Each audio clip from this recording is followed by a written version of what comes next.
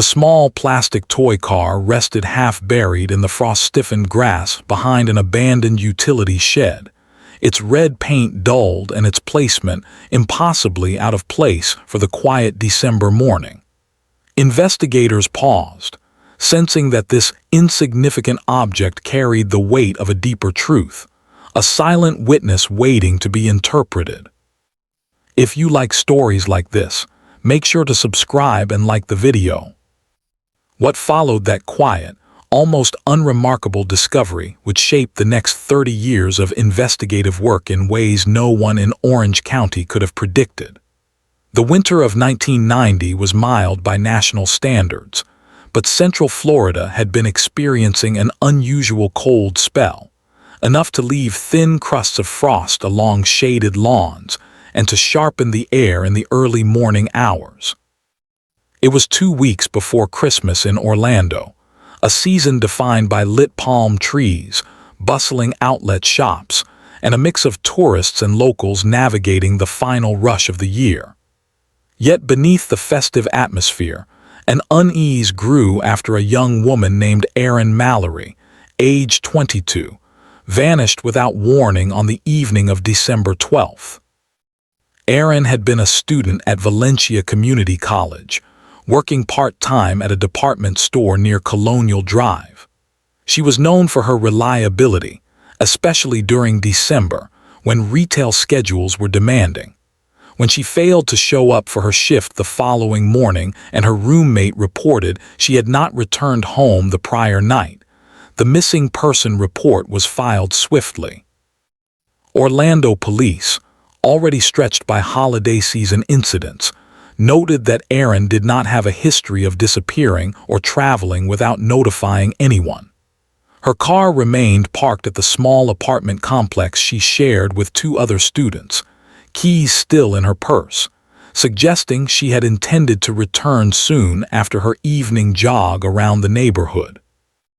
It was during an early search pass of a wooded lot 2 miles from her residence that a volunteer spotted the toy car. At first, it seemed only an oddity, a child's object in a place rarely visited by families. But investigators were trained to recognize disruption, and the car's position, angled deliberately rather than having tumbled or washed there, demanded documentation. They photographed it, bagged it, and marked the surrounding ground for further examination. The land had been partly cleared for a commercial project that stalled earlier in the year, leaving behind concrete foundations, metal scraps, and the utility shed that had become a magnet for stray debris. It was the sort of environment where wind and rain scattered objects without care, but the car's location revealed no trail. It appeared placed, not lost. The search expanded through the night, with deputies and volunteers using flashlights to cut through the cold air. Helicopters used infrared sweeps, though the mix of brush and abandoned structures limited what could be seen from above. In the first 72 hours, the investigation followed the standard procedural model. Canvass known routes, establish Erin's last confirmed time of activity, interview friends and coworkers, gather surveillance records from nearby businesses, and monitor leads from locals who claimed they had seen someone matching her description near Lake Underhill. Among Erin's belongings, investigators found nothing unusual, no notes, no conflicts, no signs she planned to leave. Her academic records showed she was preparing for final exams. Her job file showed a recent promotion request. Her bank accounts exhibited normal patterns. The absence of motive suggested an involuntary disappearance, increasing the urgency of every hour. Detectives scoured the apartment hallway for witnesses, but most tenants were busy with holiday travel and family obligations, making door-to-door interviews incomplete. By the first weekend, cold fronts carried low clouds over Orlando, giving the city an atmosphere more reminiscent of northern states than its usual subtropical tone. News outlets ran brief segments about the missing student, reporting on the community turnout and posting her smiling photograph. A snapshot taken during Thanksgiving at her parents' home in Tallahassee. The media attention helped generate tips, though most proved unreliable or unrelated. Still, every caller was recorded, every detail logged, forming the layered paper trail that would eventually fill filing cabinets in the downtown precinct. As Christmas approached, the searches continued, though manpower decreased as volunteers returned to holiday responsibilities. The toy car remained the only physical object of interest. Forensic analysts examined it closely. It was a common model sold in convenience stores and toy aisles across the country, making it nearly impossible to trace through manufacturing or distribution channels. But one detail stood out: a faint smear of a substance on the underside of the chassis. Initial field tests indicated it might be soil residue, but further lab work revealed it was a blend, a mineral-rich clay not typical of the lot where it had been found. This discrepancy meant something critical. The toy car had been moved from another location, carried in by someone rather than tossed aside by natural forces. Investigators considered whether it had been placed intentionally to mislead or whether it simply fell out of something, perhaps a backpack, a car seat, or a pocket. They could not connect it directly to Erin, but its presence demanded it not be ignored. Holiday decorations blanketed the city while the case grew colder each week. New Year's Eve passed without progress. Erin's family held a small vigil, lighting candles beneath the skeletal branches of winterbear trees near her apartment. Detectives stood quietly nearby, taking note of anyone who came, listening for new information, evaluating the emotional responses of those who attended. The winter fog seemed to seal the case in a layer of uncertainty. Through January and February, search teams returned to the wooded lot several times.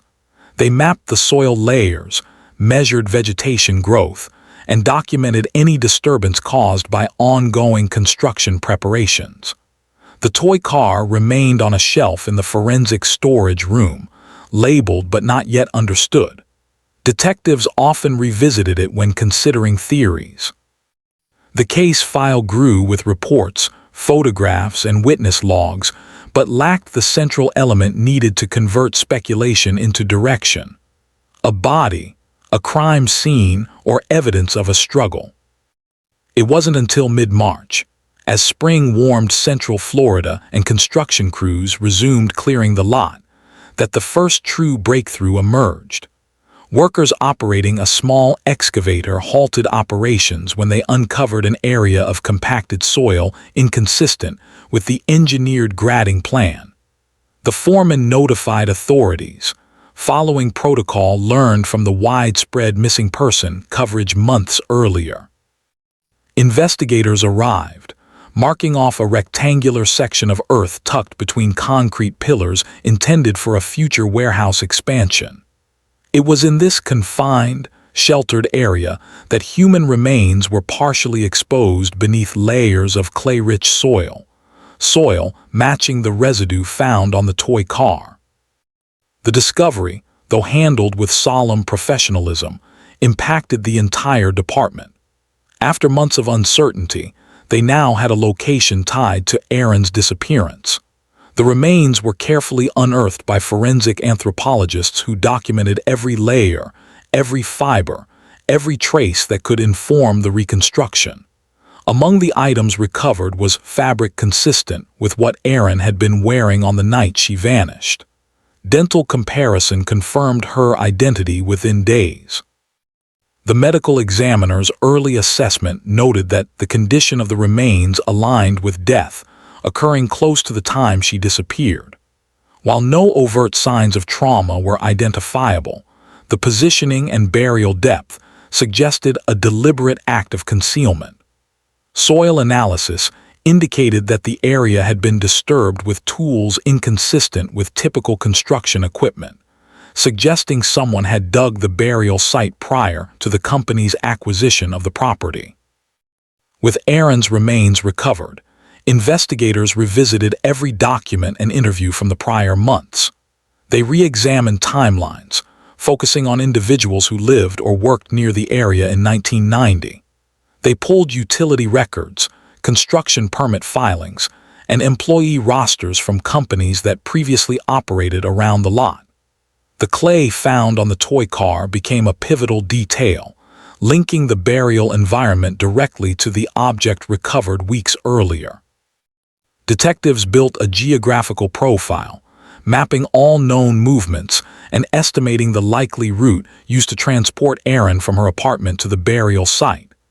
They considered who among her acquaintances had reason to know the area was isolated, undeveloped, and shielded by abandoned structures. Every step narrowed the focus. The case, once stalled, began to form structure as evidence aligned with behavior patterns and logistical opportunity. By late spring, the investigation had transitioned from search and recovery into suspect identification. It was in those long hours of reviewing employment archives and property records that a single name began to surface repeatedly. A name quietly threaded through the landscape of the abandoned lot, construction delays, and seasonal workforce changes. It was a name investigators would spend months analyzing before they could fully confirm its significance. And so the case shifted, moving from uncertainty toward the earliest outline of truth. The toy car, once a curiosity, was no longer an isolated artifact. It was now a point of intersection between evidence, geography, and human intention, anchoring the first major shift in a case far from resolved but no longer confined to silence. The reemergence of a single name across old construction rosters, utility access logs, and subcontractor records prompted investigators to take a closer look at the fragmented employment scene surrounding the abandoned lot in 1990. Seasonal labor turnover in Orlando was always high, especially near the holiday months when short-term work surged and dissolved with little documentation. Yet one individual appeared repeatedly across handwritten logs and incomplete contractor notes, suggesting a presence that coincided with both the preparation of the lot and the subsequent halt in development. His name was Malcolm Havers, a 34-year-old maintenance laborer who held a series of part-time positions throughout eastern Orlando during that winter. Havers was never officially interviewed in the early weeks of Erin's disappearance due to a combination of administrative oversight and his low-profile status at the time. His assignments often took him from site to site, conducting basic ground clearing and repairs for local companies that retained temporary workers. In December 1990, records indicated he had been stationed near the very lot where Erin's remains were eventually found. Investigators noted that the clay composition from the burial site matched a small subset of land patches in that area, meaning only those familiar with the specific soil conditions would understand how effectively such ground could conceal disturbance. Detectives revisited the employment agency that had contracted Havers, searching for additional information. Digitizing old paperwork helped reveal more fragments, names of supervisors, time card notations, and a few transportation logs that placed Havers' operating equipment close to the location where the initial soil irregularities had been detected. As they reconstructed the timelines, a pattern emerged. Havers had worked alone during several key hours on the morning after Erin disappeared. While this was not definitive evidence, it positioned him within a narrow window during which the burial could have occurred. Attention then shifted toward understanding whether Havers had any personal connection to Erin. Detectives reviewed witness statements again, now searching for indirect links. One coworker from Erin's department store recalled seeing a man lingering near the employee entrance earlier in December. The description was vague: average height, unremarkable clothing, but the general outline loosely aligned with Havers, physical appearance. This lead, though tenuous, encouraged officers to explore whether Havers frequented the shopping plaza where Erin worked. Receipts from nearby gas stations and convenience stores were requested. One dated 10 days before her disappearance listed a purchase made using a check that matched the bank account of a relative of Havers. Though not directly tied to him, it expanded the possibility that he had reason to be in the area. The investigation proceeded methodically. Detectives retrieved storage boxes from the early phase of the case, re-examining items that might have been overlooked. Among Erin's personal effects, her running shoes were carefully reanalyzed for environmental traces. New forensic techniques, unavailable in 1990, allowed analysts to identify microscopic particles embedded in the tread. Some matched the clay composition of the burial site. The presence of the clay on the shoes suggested Erin had either passed through an area containing that specific soil or had been placed there, with her belongings coming into contact with the ground before burial. This finding strengthened the geological connection between Erin and the lot, confirming the burial location was not arbitrary but chosen deliberately. Detectives reviewed aerial photographs from late 1989 and early 1990, tracing how the land had evolved over time. They noticed that prior to construction delays, the lot had a direct, unobstructed access point from a side road that would have been largely unmonitored at night. Anyone familiar with the layout could have used it without drawing attention. Investigators noted that Havers' equipment logs placed him at the lot during daylight hours, but the solitude of early morning and late evening would have afforded opportunities to operate unnoticed. While none of this proved involvement, it raised questions about whether he possessed the knowledge and opportunity necessary to commit the crime and conceal it. The investigation's next major development came from the laboratory analysis of the toy car. The smear, first thought to be only clay, contained another component, a trace of petroleum-based residue consistent with certain industrial lubricants used on small engine equipment during the late 1980s and early 1990s. Detectives requested maintenance records from the subcontractor Havers had worked for. Among the equipment he operated was a compact utility vehicle, frequently maintained with the very lubricant type found on the toy car. This connection, still circumstantial, nevertheless provided an evidentiary alignment that could not be dismissed.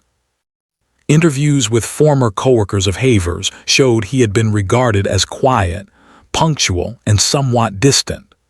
There were no documented disciplinary issues.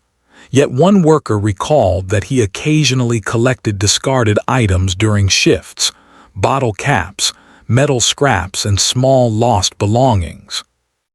When asked if he might have come across children's toys during lot clearing, the coworker confirmed that toys, especially broken or old ones, sometimes appeared in debris piles from earlier property use. This meant the toy car could have been carried unintentionally or out of habit. But the placement, half-buried, deliberately angled, did not match accidental loss. It aligned more with something dropped after handling soil or tools, possibly at the time of the burial. Investigators then examined the social history of Havers. Public records revealed few personal connections. He had moved to Orlando from North Georgia 2 years prior and rented a modest apartment on the east side of the city. Neighbors described him as polite but reclusive. No known romantic relationships or family nearby. No criminal record beyond minor traffic violations. While this would seem to minimize suspicion, his minimal footprint made it harder to rule him out or understand his motives. The case broadened to include interviews with former managers at the department store where Erin worked. They reviewed security camera footage retained on archived tapes, though the quality was poor and degradation over time limited its usefulness. Still, Glimpses of figures entering and exiting the building in early December were analyzed frame by frame. One silhouette resembled the shape of someone wearing clothing similar to what Havers wore in his employment ID photo. The footage lacked clarity required for positive identification, but investigators cataloged it as a potential supporting detail. As summer approached in 1991, the case entered a slow, forensic-heavy phase. Detectives expanded soil sampling to map distribution of the clay-rich composition across all accessible land parcels within a 20-mile radius. The results showed the specific mineral blend found on Erin's shoes, and the toy car occurred in only 3 notable clusters, one of which was the burial site. Another cluster was located in an area where Havers had previously been assigned to assist with drainage trenching. This overlap strengthened the geological connection between him and the environment central to the crime. Cold case methodology encouraged patience, repetition, and precise cataloging. Investigators sought out transportation records, maintenance logs, and receipts related to fuel purchases. They cross-referenced these with estimated timelines from witness recollections and reconstructed walking routes, driving patterns, and lighting conditions on the night of December 12th. They identified points where Erin's routine intersected with poorly lit areas, and where someone familiar with the surroundings could have anticipated her movements. In September of that year, a forensic odontologist re-examined Erin's dental records using updated imaging techniques, confirming previous identification with even greater accuracy. Though it did not advance the investigative direction, it bolstered the integrity of the case files, a critical step for any future prosecution. The year closed with no arrest, but the momentum had not been lost. The toy car continued to occupy psychological space within the investigative team. Analysts debated whether the car had belonged to Erin at some point, though no records or photographs suggested she collected toy vehicles. Instead, it became increasingly plausible that the toy car originated from elsewhere and was carried inadvertently by the perpetrator. It was small enough to fit into a work glove or equipment pouch, and its presence raised questions about the behavior of someone who might unconsciously gather objects from work sites. Years passed. Although active fieldwork slowed, the case remained open, with detectives periodically reviewing advances in forensic science that might illuminate gaps in the evidence. DNA extraction techniques advanced significantly by the late 1990s, followed by improvements in soil comparison, fiber analysis, and tool mark identification. Each advancement nudged the investigation closer to potential resolution. By 2003, digital databases allowed more precise cross-referencing of employment histories, property records, and archival environmental surveys. One particular advancement proved pivotal: the introduction of nationwide soil characterization repositories. When investigators re-entered the geological data from the toy car and burial site into these new systems, matches narrowed even further, reinforcing the original land association and offering statistical weight to the geological evidence. In 2007, another breakthrough emerged from a seemingly unrelated angle.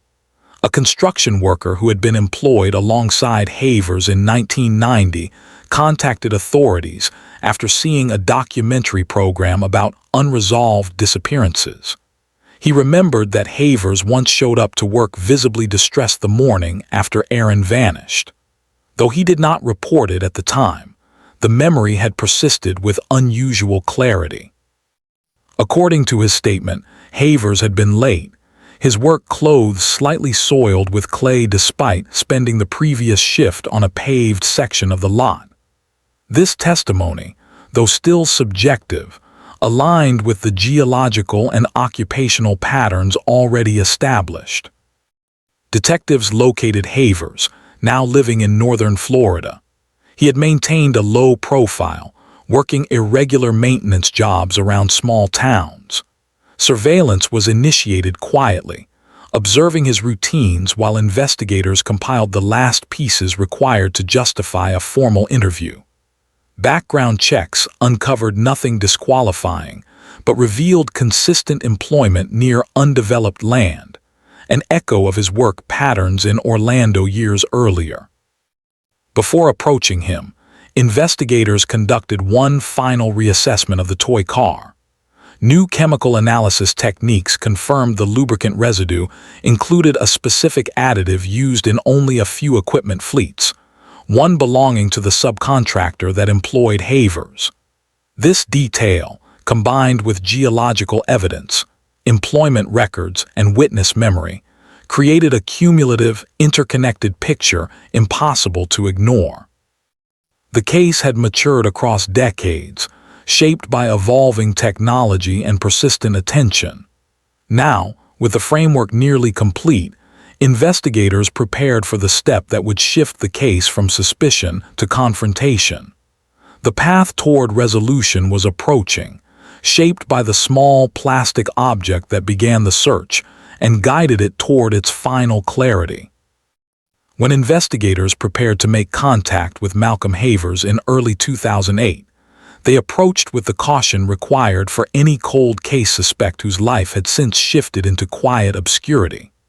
He lived in a modest rental home in a small northern Florida town characterized by long, straight roads, scattered oak trees, and older houses showing the slow erosion of age. The local weather that January echoed the chill of Orlando's winter 18 years earlier, a coincidence not lost on the investigative team assigned to the operation. Before meeting him directly, they spent weeks refining every detail of the case file, anticipating legal challenges, and ensuring the foundation of evidence was methodically aligned. No single piece was conclusive, but collectively the geological traces, employment logs, lubricant analysis, missed interviews, and witness recollections formed a coherent investigative picture.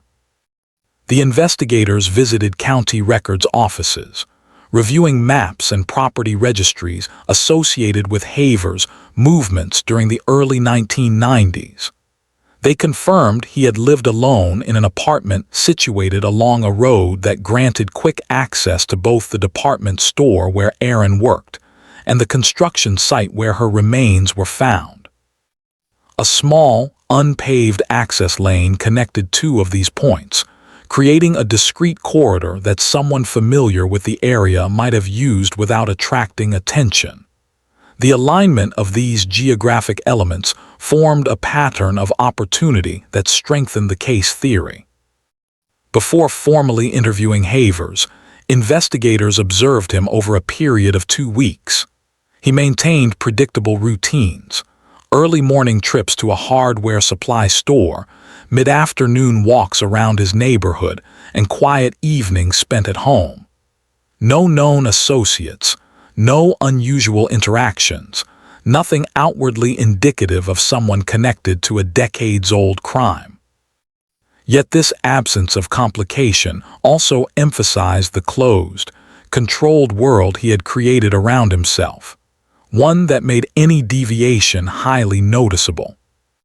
Detectives approached him on a Saturday morning, arriving without hostility but with purposeful clarity.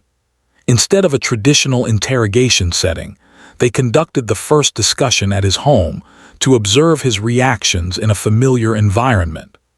Cold case strategy often emphasized naturalistic questioning, allowing memory and behavior to reveal elements not always accessible in formal rooms. They asked Havers about his employment history in Orlando, including the 1990 construction site. He acknowledged working there but claimed to remember little due to the passage of time. His responses were measured, cautious, and brief. When investigators mentioned Erin Mallory by name, Havers paused visibly, though subtly. The pause was documented. They observed his posture, his breathing, and the controlled quality of his verbal responses. He said he did not recall meeting anyone by that name and did not remember any events related to a disappearance. Detectives did not challenge him directly. Instead, they asked about routine practices at the construction site, including handling debris, soil movement, and equipment operation. He described using small vehicles and hand tools, details already known from employment logs. His descriptions matched the compatible residue types identified on the toy car. Following this preliminary conversation, investigators continued building the case. They acquired a warrant to search Haver's storage unit, located 20 minutes from his home. Inside, they found boxes containing old work gloves, tool pouches, and clothing from various jobs over the decades. None of the items alone served as conclusive evidence, yet some gloves contained embedded soil particles similar in mineral composition to the clay from the Orlando site. Because such gloves were decades old, the evidentiary value required extensive forensic evaluation to determine whether the presence of the clay was incidental or directly connected to Erin's burial. Investigators also recovered notebooks containing lists, short entries detailing work tasks, personal reminders, and miscellaneous observations. Nothing explicitly referenced Erin or the lot, but certain dates from late 1990 matched employment periods during which the burial could have occurred. The notebooks revealed a structured, almost meticulous personality, someone who recorded details of daily life that most would dismiss as unimportant. This reinforced the investigative theory that the placement of the toy car, whether intentional or accidental, could have been linked to repetitive behavior patterns. The next advance came through forensic soil comparison. Labs analyzed clay from the old gloves and compared it with the burial site samples, using refined microscopic techniques unavailable in the 1990s. The analysis indicated the clay from the gloves was consistent with clay originating from the same mineral cluster as the burial site. While this did not prove criminal involvement, it further eliminated coincidence as a viable explanation for Haver's proximity to the specific geological signature central to the case. Investigators submitted a request for historical utility service logs for the construction site surrounding the time of Erin's disappearance. One maintenance entry listed an unapproved nighttime access point on December 13th, discovered by a supervisor the next morning. The report mentioned disturbed soil near an equipment shed, an observation dismissed at the time due to ongoing grading work. This location aligned closely with the subsequent recovery site. The entry supported the theory that someone returned after hours to conceal a burial, using the less monitored access lane. Haver's solo assignments coincided precisely with the hours during which the unapproved entry could have occurred. Detectives revisited witness interviews from 1990, focusing again on individuals who worked or lived near Erin's route. A runner who frequently used the same neighborhood paths recalled seeing a man standing near a tree line on the night Erin vanished. Although he had initially dismissed the memory as irrelevant, he now provided a detailed recollection influenced by a lifetime of hindsight. His description, though not definitive, matched the general profile of Haver's build and mannerisms archived in earlier employment files. Meanwhile, forensic imaging specialists digitized and enhanced the clay and lubricant patterns on the toy car. They created a three-dimensional reconstruction that displayed how soil adhered to the object. This pattern indicated compression consistent with being stepped on or pressed against earth at the same depth and composition as the burial site. It also suggested that the object was handled with gloved hands bearing the same type of lubricant used in Haver's equipment operations. While no fingerprints remained after nearly 2 decades, the object's forensic story became increasingly aligned with the suspect's environment and occupational behavior. The case gained renewed internal momentum. Supervising officers determined that an additional interview with Havers was necessary, this time in a controlled environment where questions could be structured around the accumulated findings.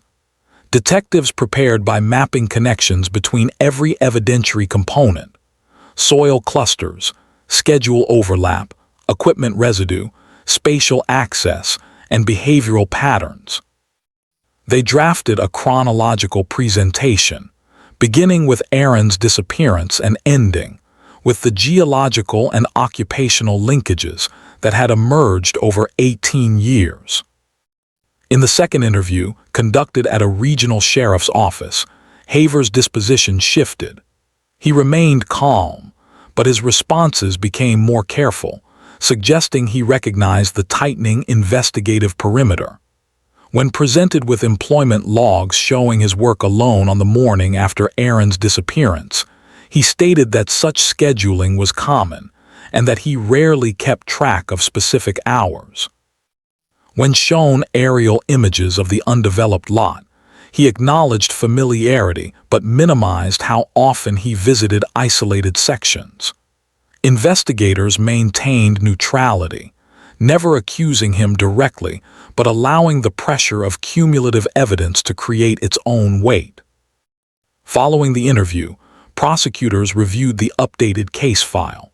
They advised investigators to continue strengthening forensic ties before seeking an arrest warrant, emphasizing the necessity for unimpeachable evidence in a decades-old case.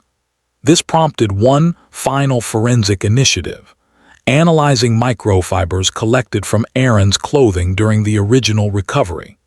Technological advances allowed for more precise differentiation of synthetic fibers.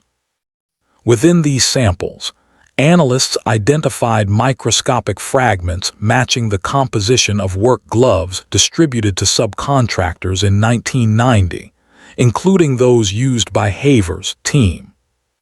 This finding, though still requiring contextual interpretation, represented a significant leap.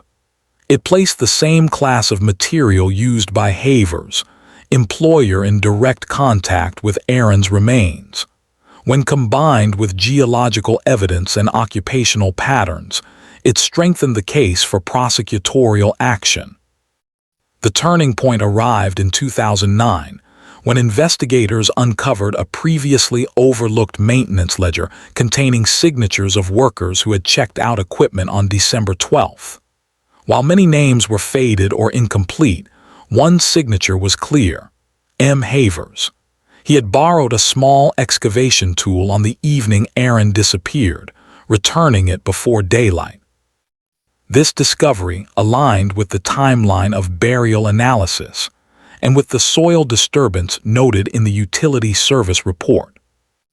The cumulative weight of evidence, geological, occupational, forensic, testimonial, and behavioral, now formed a coherent narrative. Though still circumstantial, it was no longer a loose assortment of possibilities, but a structured case with interconnected components pointing consistently toward a single individual. Prosecutors approved the issuance of an arrest warrant, initiating the final operational phase. Detectives traveled to northern Florida, coordinating with local authorities to ensure the arrest would occur safely and without disruption to the surrounding community. Winter had returned again, echoing the atmospheric conditions that framed the beginning of the case.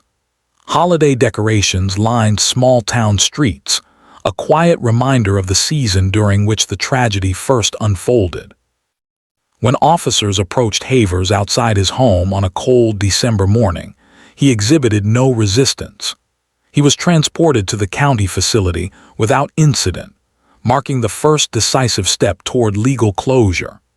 Investigators prepared to present the full evidentiary structure in court, a structure built upon nearly 2 decades of persistence and the unexpected significance of a toy car left half-buried behind an abandoned shed. The arrest of Malcolm Havers in late December 2009 marked the transition from decades of investigative uncertainty to the structured, deliberate environment of the judicial system.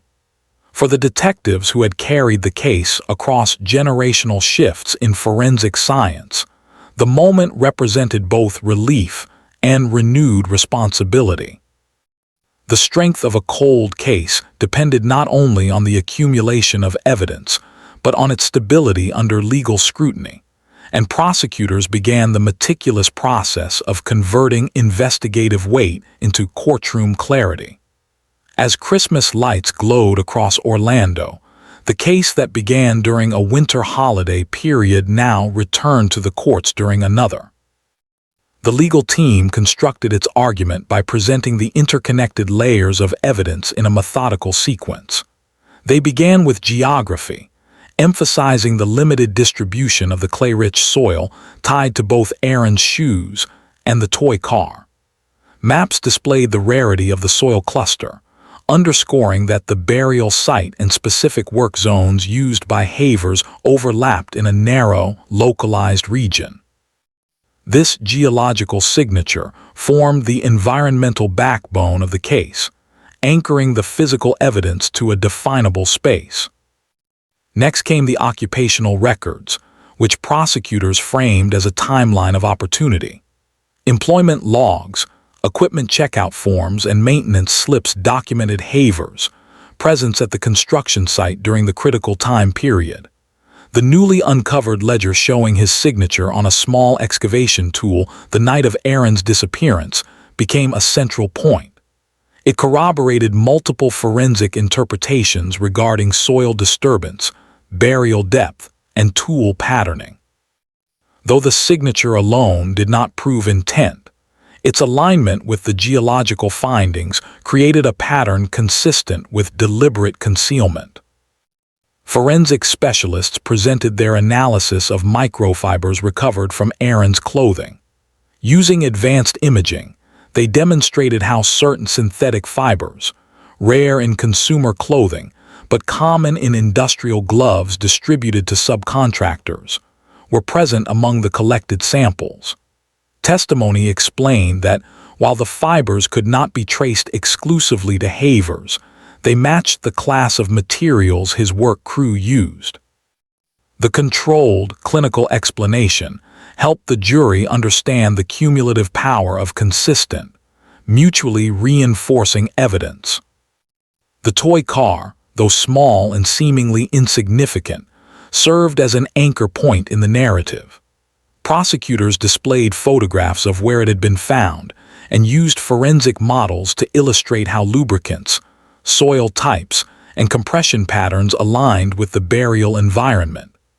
Experts testified regarding the petroleum-based residue linked to equipment maintained by the subcontractor that employed Havers.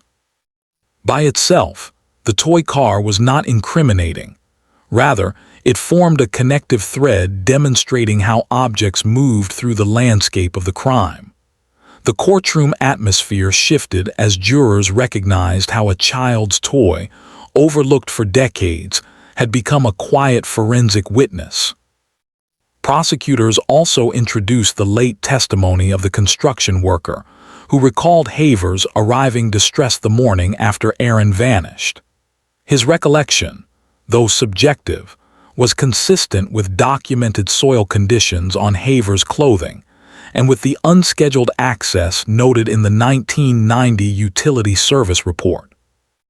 Witnesses described the unapproved nighttime entry, reinforcing the theory that the burial had occurred in a narrow window during which only someone with knowledge of the site's layout would have operated undetected. The defense centered their approach on the absence of direct evidence linking Havers to Erin. They argued that geological similarities could be coincidental in a city with multiple development projects, and that industrial fibers were too common to be considered meaningful.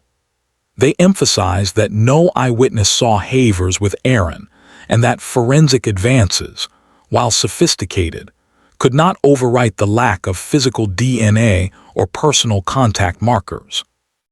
The defense strategy remained consistent. The evidence was circumstantial, and circumstantial evidence, they argued, could not support a conviction after nearly 20 years. To counter this, prosecutors highlighted the convergence of independent variables. They explained that in cold cases, resolution rarely relied on a single defining piece of evidence. Instead, it came from the stability of intersecting lines of probability. Soil, fibers, equipment residue, environmental conditions, occupational opportunity, behavioral observations, and geographical familiarity formed a mutually reinforcing structure that met the threshold of reasonable certainty. The consistency among these layers, none contradicting the others, strengthened the prosecution's argument. As the trial progressed through winter and into early spring, the courtroom maintained a tone of measured seriousness. Erin's family attended every session, their presence a solemn reminder of the human loss underlying the analysis. The trial radiated the quiet endurance often found in long-delayed justice cases, where decades of waiting shaped the emotional framework surrounding every testimony and exhibit. Closing arguments distilled the case down to its essential framework.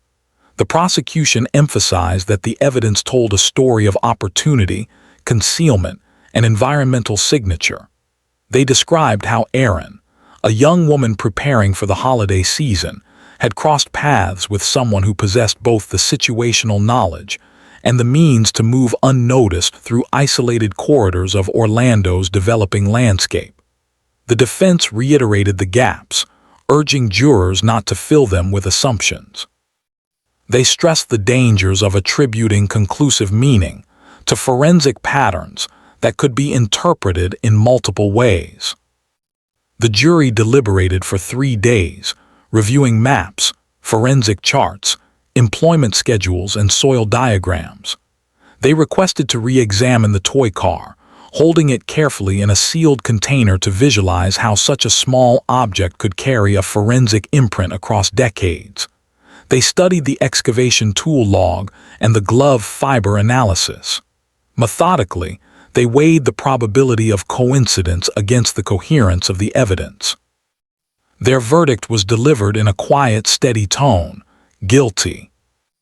The conviction rested on the principle that while no single piece of evidence was determinative, the combined structure presented a clear, consistent narrative that supported the prosecution's case beyond reasonable doubt.